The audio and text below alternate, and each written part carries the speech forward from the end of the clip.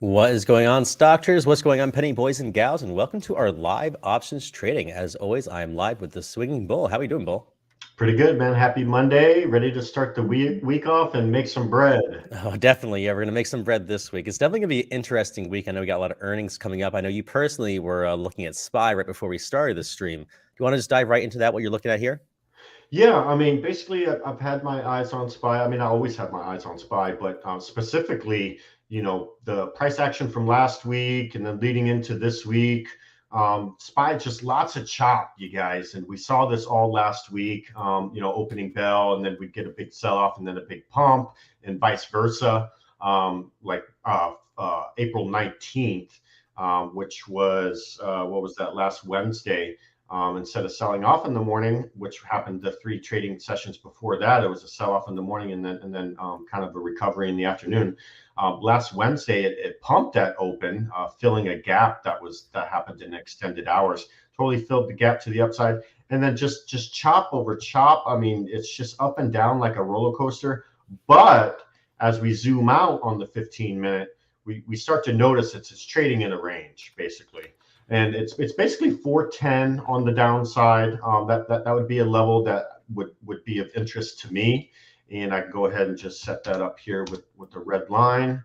Click done. Make it a little brighter so people can see it. So that's So four, that's 410. 410 on SPY, right?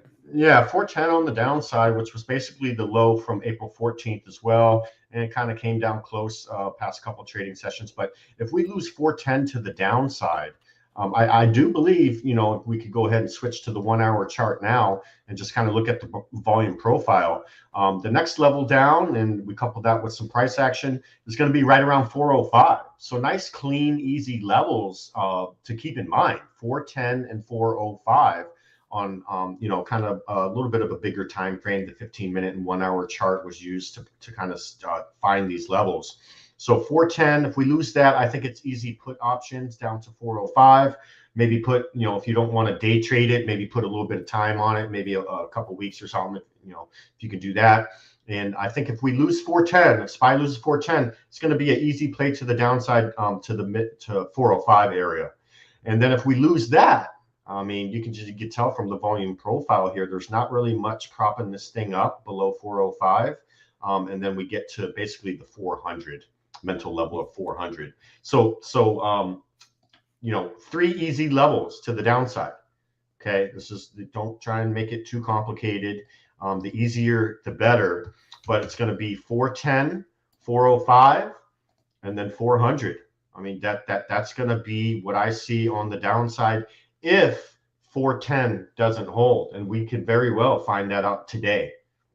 So we can zoom in a little bit more here on the 1 minute. And we do got a little bit of a bounce on the 1 minute chart on SPY, hit this low of 410.79. So buyers are kind of stepping in a little bit prematurely from the 410 level.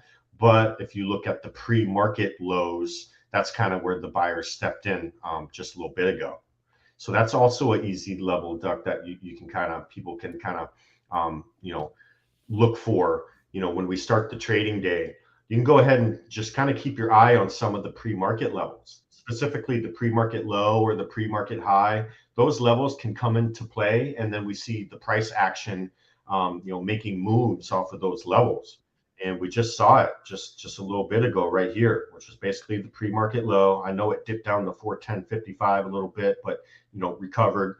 And here we go. So about 410.80, which lines up with the volume profile on the 1 minute right here. 410.80. That could be the support for today. If we lose that, expect a move to 410, which was the level on the bigger time frame. So I know, with SPY, it's, trading that $400 range. I know a lot of people aren't like day trading it, outside the option range. For those of you with smaller accounts, what are some levels as far as the, I know you like to read the Delta, all the Greeks. What are some levels you're looking at as far as possible plays when it comes to options trading for SPY? Yeah, I mean, it's kind of, this 410.80 that we just bounced off of. Maybe, now that we got the impulse move up the 15-minute chart, maybe wait for it to breathe a little bit, and we could possibly do some call options on this if the 410.80 level does in fact hold. So you're watching for it to hold that 410 and then bounce off, as opposed to breaking it and then going down to the 405, like you were saying.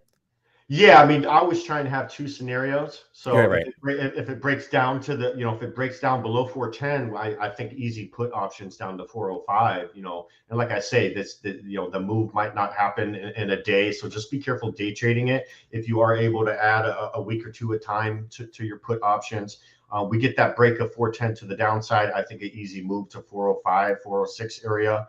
But for the upside, if this 410 level holds, like it's trying to do right now. And I know it kind of came down to like 410.80, kind of close enough for hand grenades. It does kind of line up with the pre-market low. If we can hold this, then I would expect we can go back to the 1 minute chart here, and if 410.80 holds, probably get a move back up to around 412, which is going to be kind of the top of where it was trading sideways just a little bit ago. Like right here, I'll draw this out on the box here.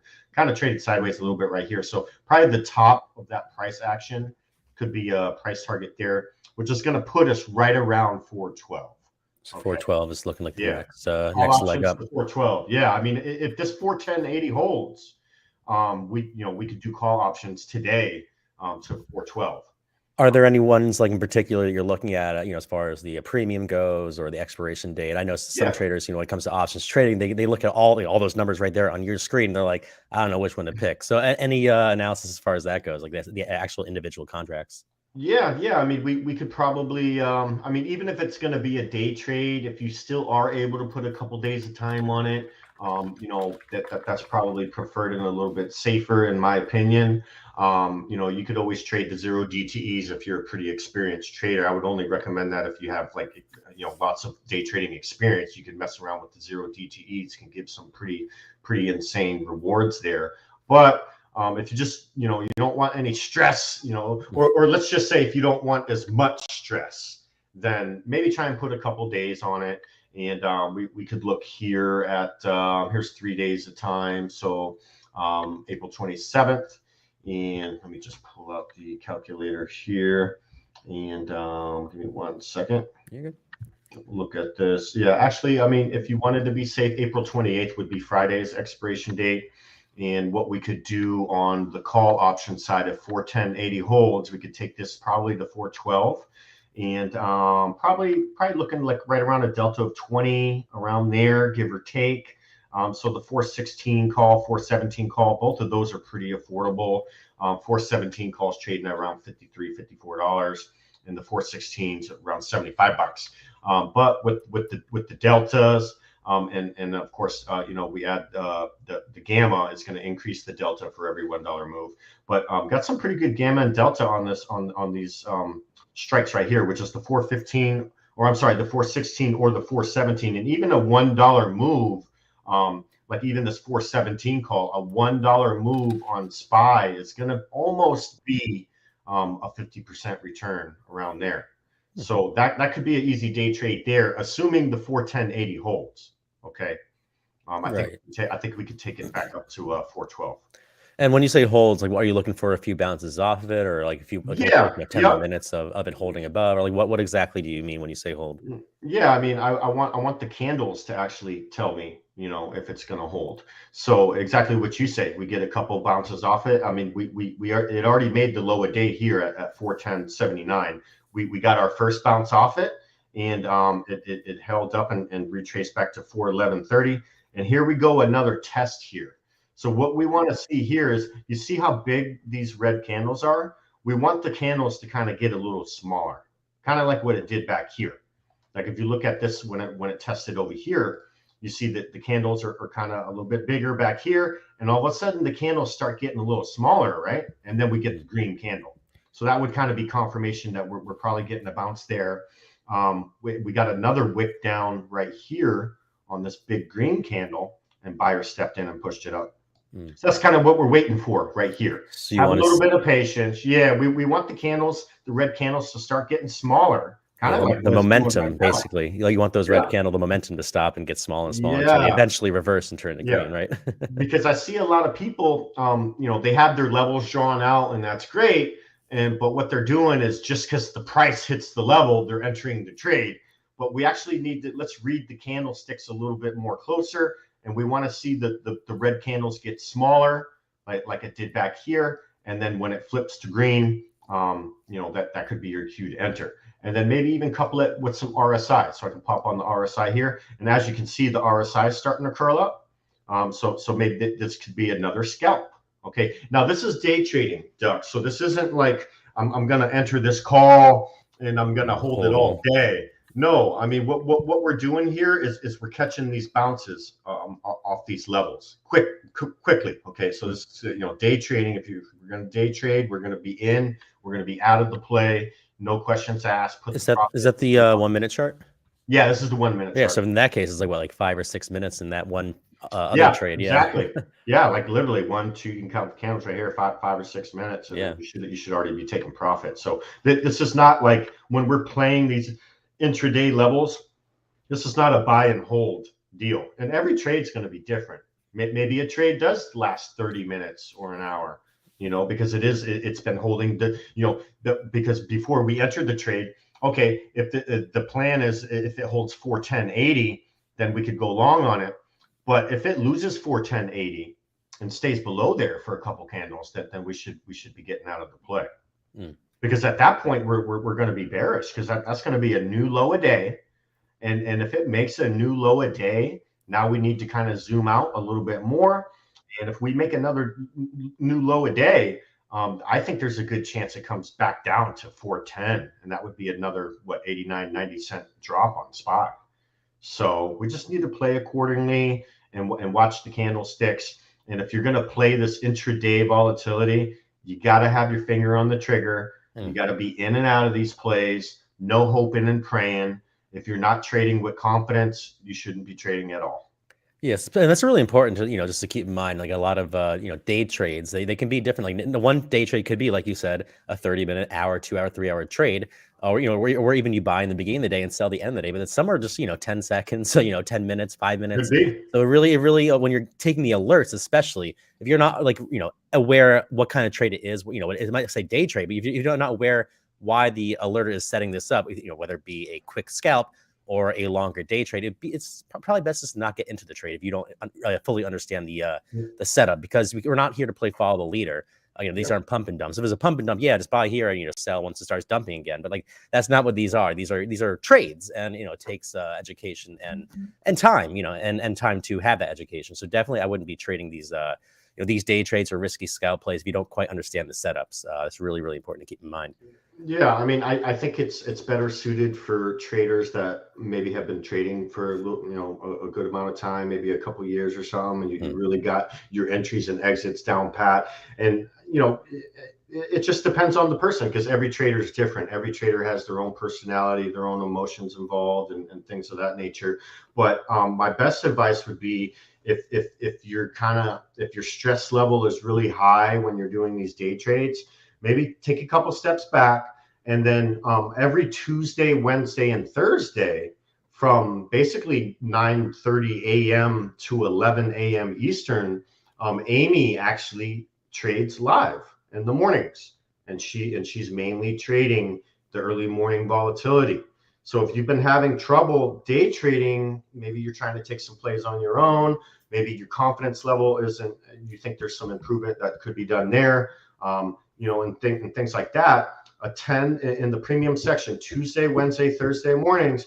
Go to Amy's live trade sessions, and she's literally walking everyone through the plays. Right. And you know what, even if that doesn't work, maybe day trading isn't for you currently at this time. Maybe there's a lot of other strategies. Yeah, there's a lot of different ways to make money, like options trading. I don't like day trading like equities as much. I prefer to trade options, because I do have that, that big degen mentality where I want to make my money. If I'm going to be in the market, spending time in the market, I want to make money. I'm not here to make $5 or $10. Exactly. So for me, I prefer options trading, because for me, these day trades, these equity day trades, I get too emotional for. It's just not for me. Especially even with the live trading, I don't have the time to be staring at the charts, for a full hour, at a time. Or, even with Amy's live trading, she's amazing. Don't get me wrong. But for me personally, it's not for me, because I just don't have the emotional fortitude or emotional for that types of trades to try to get in and out. I know a lot of them are very quick hitting. So, you might see the alert 10 seconds later, it's, already hit the target. I personally, this is not for me, and that's fine. I like options trading. I like swing trading a little bit better than I do the equity day trading. So, like for those of you who are joining some live, either the swing trading workshops or the day trading workshops or the live trading, and this is not working for you, just try something else. Some people some people are great when it comes to skiing at doing the jumps and the and the rails and all that kind of stuff. And some are just good at doing the moguls, and some are good at just going right down the hill and not falling. Everyone's different when it comes to everything. Yeah, no, I totally agree, and that's a good point. So that this 410.80 level that we've been eyeing is definitely broken. It's gone. Put option that I would like would probably just be this 405 put. I mean, let's keep it simple. And now that we lost 410.80, I do expect a retest of 410. So we get like a 60-cent move out of it now. You could just go with the 405 puts, and even a 60%. Or a 60, or let's call it 70-cent move to the downside down to 410 on this 405 strike. We'll take the delta and the gamma. So it's going to be 21 plus 3. So that's 24. We'll call it 25. So if we only got 60% of that 25 of the delta and the gamma, still going to be a $15 increase per contract. Okay. So if we take 15 and divide it by, let's say you paid 93 bucks for it, that's still a 16% return on your money, you guys. And we're not going to be in the trade very long. So just make sure you do the math with the premium and the delta and the gamma and the return on your risk, the return on what you're paying for it. And a move right now from 410, now it's kind of bouncing back a little bit now. And let's see here. It's bouncing back a little bit, but as you can see, this level here, I did want to point this out. It's kind of the bottom of this 410.80. Let's see if it can kind of recover that. And if it does, hey, maybe we'll flip back to the calls for the possible price action to come back to 412, like I was saying earlier. But we'll see if it can hold above here. Like I want to see the next couple candles green.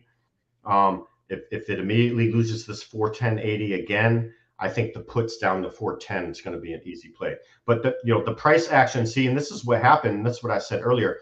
When the price breaches a level to the downside, we're looking to see if it recovers quickly. That's a very key metric. Okay. And like I said, just because it broke 410.80 to the downside doesn't mean we got the puts, because look what happened within 1 minute. It literally recovered quickly. So we have to kind of sit on our hands until we get the best setup. And as of right now, I mean, maybe the call options back to 412 might be looking a little bit better, because the buyers really did step in pretty good on this candle here. Yeah, it was a pretty strong recovery. It recovered quickly, yeah. So I'm thinking maybe those call options, which would be Friday's expiration, and it was either the 416 or the 417. You could probably trade either one of those. I'd probably go with the 416 at 77 bucks. Awesome. And I know the screen's a little bit small there. Can you just repeat that one more time? The premium and the whole option contract for that one. Yeah, if you're gonna scalp calls right now, because we recovered the 410.80 and it's above it now. We got a couple green candles above it, and we're anticipating SPY to make a run to 412, which is a $1 move from here. I would go personally, I would do the 416 calls. It's got a delta of 22 and a half, gamma of about 0.05. So we'll call the delta 23 plus the 5. So that's a $28 per contract gain. If SPY gains $1 from here. And really quickly for those watching, this is so important, learning how to read the Greeks, because this is how you get to know what your risk versus reward is when it comes to options contracts. Yeah, absolutely. And so if SPY goes from 411 to 412 right now, and we picked up these 416 calls at 77 bucks when I just called it out, because of the delta and the gamma. Now it's not exact, but it gets us really, really close. That's going to give us almost a $28 increase of value per contract, which is going to represent about a 36% gain on your money. But we just need SPY to go to 412. We can get out of the play, take your profit, put it in your pocket, move on to the next play, and let's go looking for the next setup. So that's the 416 call. What was the premium and expiration? I called it out at $77. Gotcha. I was trading for about 80, 81. So if you guys jumped in it, and like I said, that 410.80 that we lost, the very next candle, we recovered it quickly. That's what I mean when I say if it loses a level and doesn't recover quickly, then we go ahead and enter the puts. But look how quickly it recovered. Now we could do the calls to the upside. And again, just in and out. And we don't even need it to go, yeah, if SPY went from 411 to 412, that's going to give us a 36% return on the 416 calls. But maybe we want to play it a little safe. Maybe once it gets to 411.50, we could take some profit there. And what's half of 36%? Still making money. You're still making 18%, almost 20% on your money, just on a 50-cent move. That's the beauty. It's only been 4 minutes. Yeah, that's the beauty of options trading, is you don't have to have these like, $10, $20, $30 moves, or like, 10% moves in the actual underlying stock. $0.50. Yeah. You just need a 50-cent move and you can you can make money. Like you were saying before, first we're looking at the calls, never looking at the puts. The great thing about stock trading in general is you can make money both ways, especially with options trading. Yeah. I mean, some of the most successful day traders that I know, I mean, they have hotkeys set up, and they might have 20, 30 trades a day, because they're getting in, they're getting out, they're cutting their losers quickly while letting their runners run, or taking profit at price target levels. They're starting to trim their position, decreasing the cost basis on the remaining position. Or sometimes they're like, the trade's only 5 minutes. You're in and you're out, and then you move on to the next trade. But so it's just one of those things. And you get better over time, just like anything else in life. The more you do it, the more you practice, the better you're going to get at it. The easier it's going to be to recognize the setups, the bullish momentum, the bearish momentum. Should I buy a call? Should I buy a put? If I buy a call, if the price gets down to this certain level, then maybe I do need to switch to puts, because maybe that level is something on a bigger time frame, like a 1 hour level or a 4 hour chart level, and we know that level. See, the levels on different time frames should hold different weight. Okay, a level on the 1 minute chart, I'm not going to put as much weight on that than if it was a level that I mapped out on the 1 hour chart, but now I made the level a certain color. So I know when I'm on the 1 minute chart, hey, that's my 1 hour level. I know it's. I gotta start doing that, because I got like lines all the same color. I'm like, where do these even come from? And it just depends on my mood. But if I start drawing white lines on the 1 minute, then maybe on the 1 hour chart they'll be the red ones. And if it's a level to the downside and it's red, then I know that, hey, this is a bigger time frame level I need to keep my eye on. Same thing on the top side. Just kind of color coordinate it, so is this a smaller time frame level, or is this a bigger time frame level? And it really can help a lot with your trading if you can distinguish these different levels, comparing them to the different time frames. Right.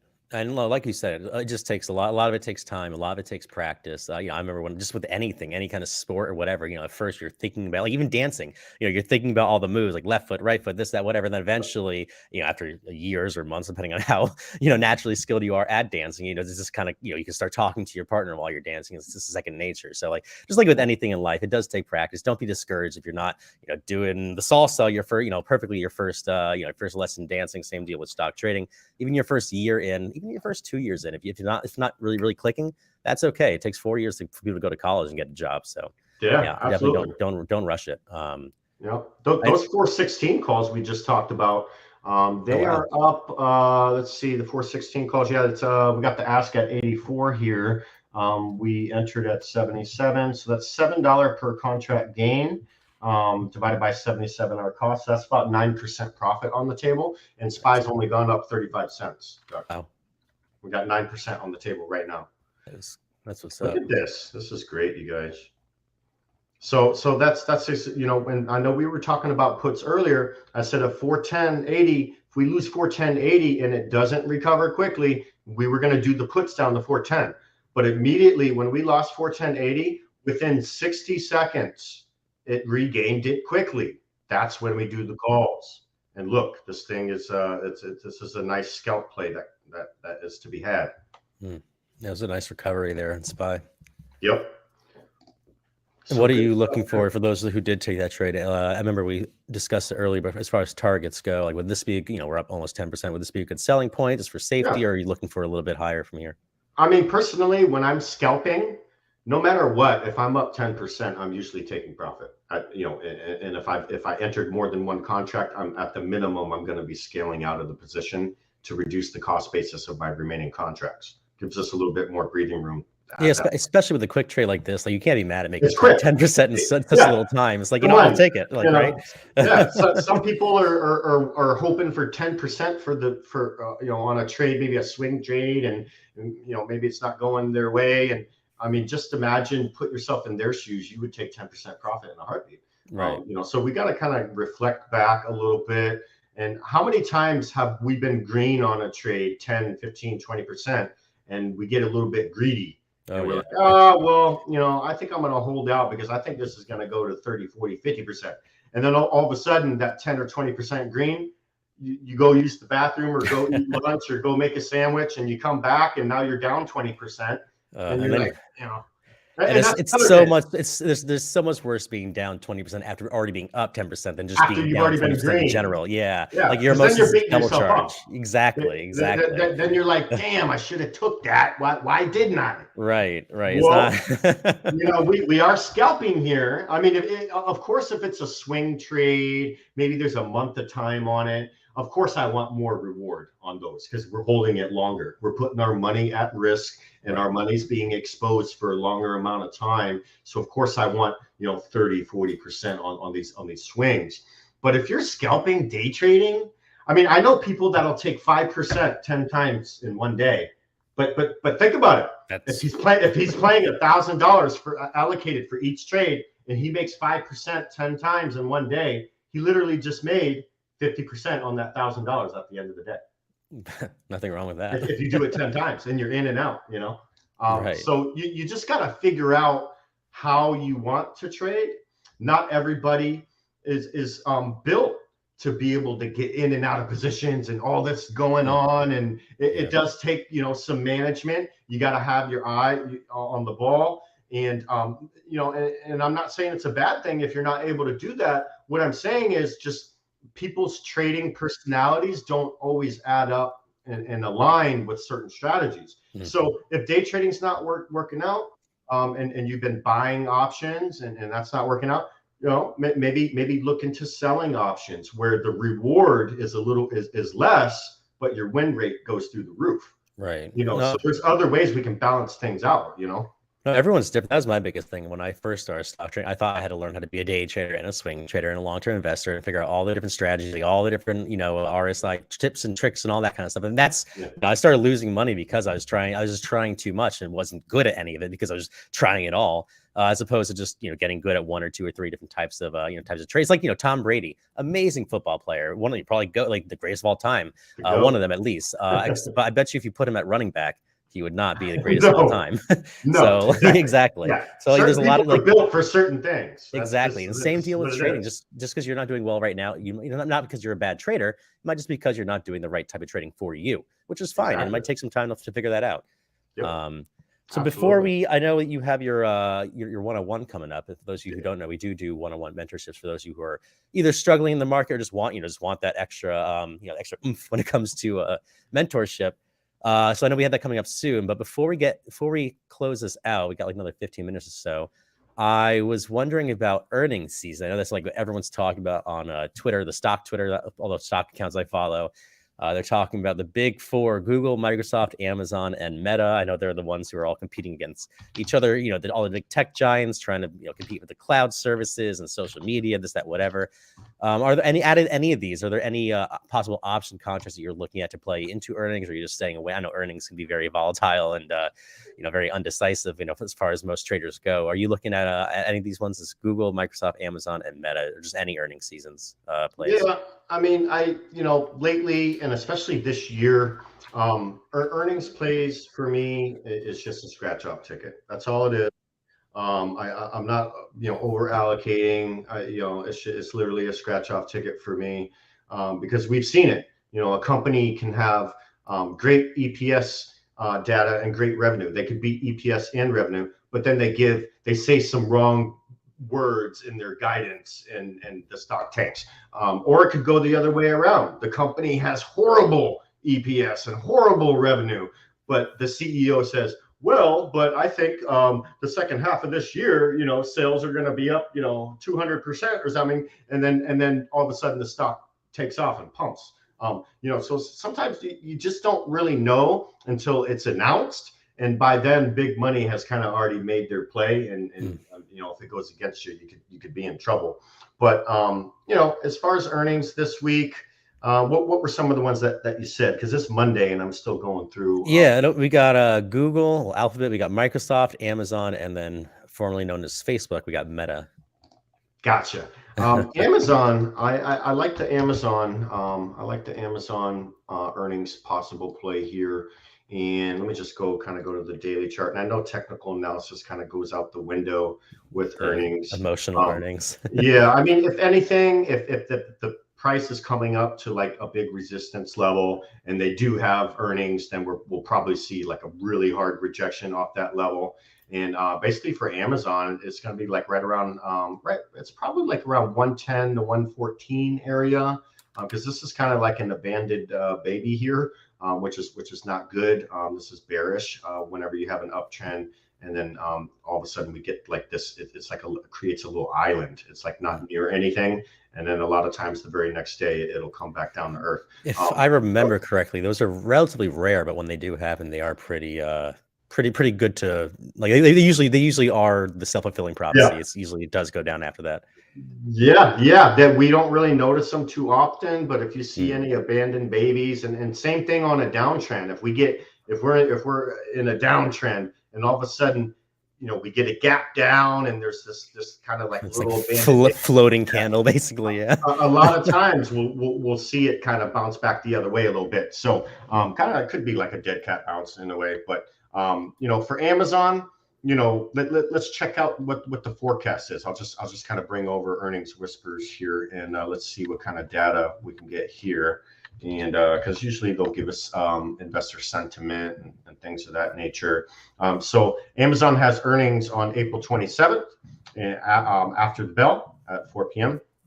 And just kind of looking at some of the numbers here. I mean, they are expected quarterly revenue is expected to go up by 6.9%. Expected annual earnings expected to be up over 100%. I know when you look at this, you think, okay, well then that means I'm going to buy calls because the annual expected earnings are supposed to be triple-digit increase year over year.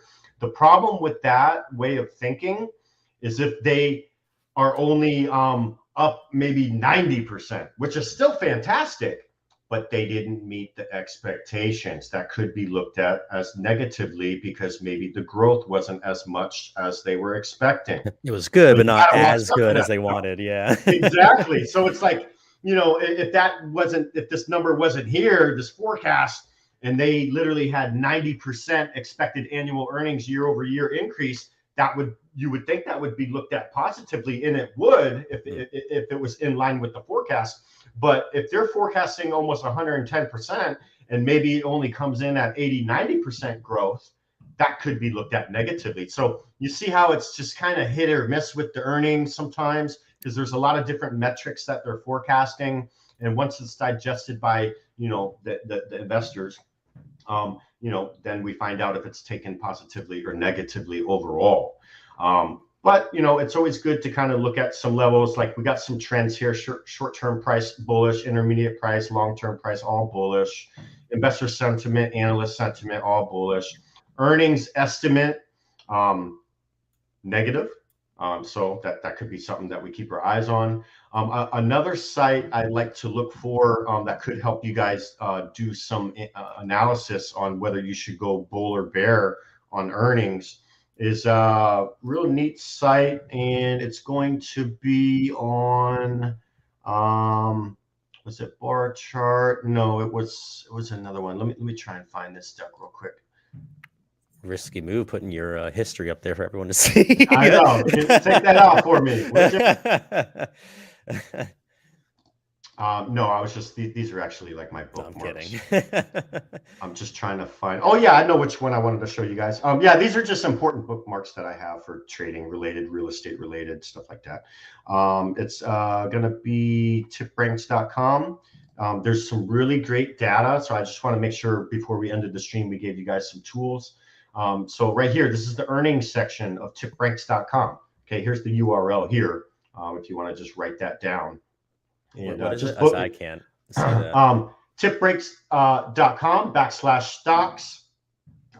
You could just type in that ticker symbol if you want, but it brings you to the earnings section. And right here is where you can change the ticker symbol. So this is PSTV I was looking at before, but we can go ahead and type in Amazon here. And I'm not even logged in, you guys. This is all free data. You can see right here, I'm not even logged in. So this is free stuff, you guys. Anything that's free, data that's free, that's compiled data over tons of analysts. These are the sites that I like, and over 36 analyst ratings. Obviously, Amazon's that strong buy, and we can kind of see some of their history. This would be EPS history. So you could see the different earnings releases when they beat EPS, when they didn't beat EPS. And then, let me just get rid of this. Guess I need to agree to it or something. What happened? Well, I don't know. There we go. Okay, so the page that I really like is right here. So it gives us the price that Amazon ended up at the day after earnings. Okay, this is very interesting. The past two earnings that they've released are in the negative. They were negative the next day. Okay, out of the past four earnings that were released, there was only one time that they were green the next day. Is this trend going to continue? Like I said, we already saw that there's pretty high expectations for earnings. If they don't meet these expectations, we could possibly be red. So I'd have to say, Duck, I'm a little bearish. I'm a little bearish going into Amazon earnings. And I know we have a few other ones. This, for those of you who, I know we have a pretty decent a nice turnout here. For those of you who are watching, I'm going to leave the link to the YouTube in our Discord free live stream chat. Just comment in the YouTube section. Doesn't matter what you comment. We're going to be doing a giveaway at the end of the stream to one lucky commenter. So just go to that link right there. It's a YouTube link in the free live stream chat. Or those of you already watching on YouTube, all you got to do is just go to that comment section, the live comment section. Just type anything in there. You can say, make some bread. You can tell Bull that he's right or wrong about one of these earnings calls, whatever it may be. But any comment in there will get you entry to our giveaway, giving away some PB bucks. But I want to just really quickly talk about, I'm going to bring up my screen with, I'm going to bring up FinViz really quick. Also, just real quick, if anyone got into those 416 SPY how calls, are we doing on that? We're sitting at about 13% profit. Nice. Still up on that one. Nice. So I was actually looking at FinViz and looking at the year-to-date relative performance as far as sectors go. And I'm also reading another article here, some other analysts talking about earnings seasons.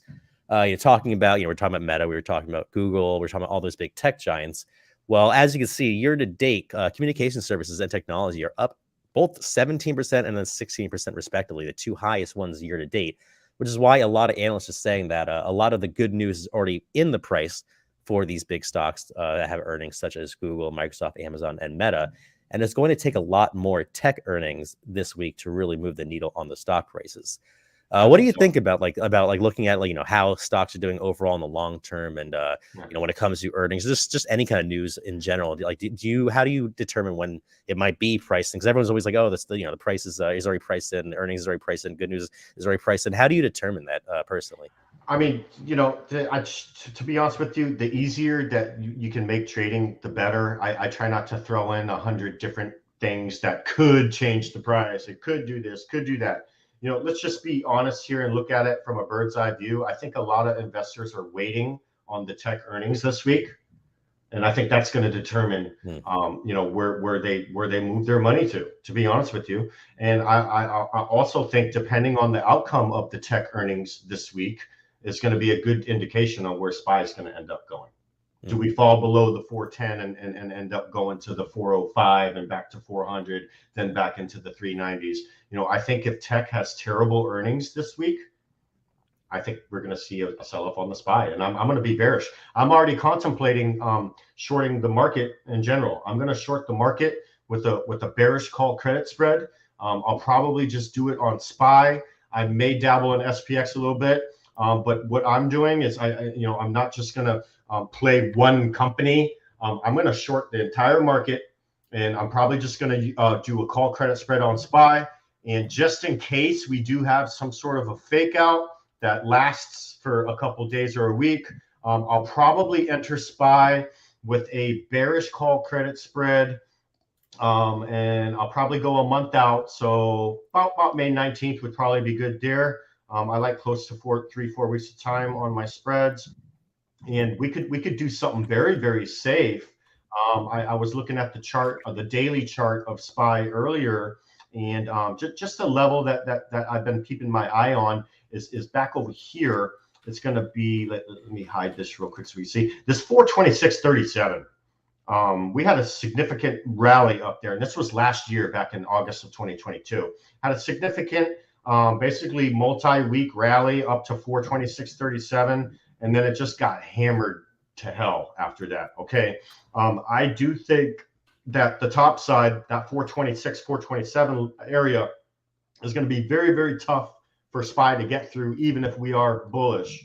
And couple that with I think if tech has bad earnings this week, I'm just going to short the entire market, and I'll probably go out to May 19th, about 3-4 weeks time.